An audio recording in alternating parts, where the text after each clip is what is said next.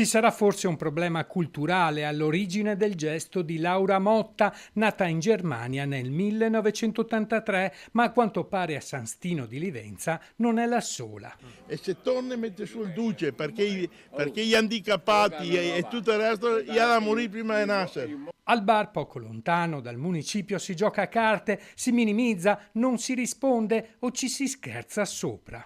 Adesso il sindaco ha detto che si deve dimettere, secondo lei? E ora?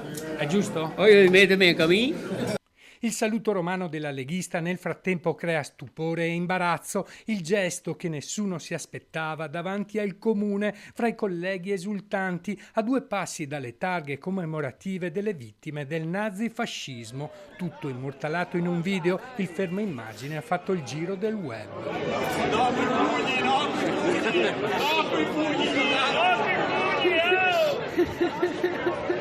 Laura Motta non risponde al telefono, al lavoro a Portogruaro dove fa la parrucchiera non è andata, starà riflettendo sul da farsi, dato che per il gesto il sindaco Gianluca De Stefani l'ha invitata a dimettersi. Desidero scusarmi con i cittadini ed esprimere il più vivo disappunto per l'accaduto, afferma De Stefani. Il brutto gesto dal quale mi dissocio assolutamente non appartiene alla mia cultura, alla cultura di questo territorio, alla cultura della lista che rappresento e ai suoi componenti, né al mio modo di fare politica. Ho ricevuto un mandato popolare importante ed intendo onorarlo, trascorrendo tutti i giorni del mio incarico a rispondere esclusivamente ai cittadini. Invito la consigliera a rassegnare le dimissioni.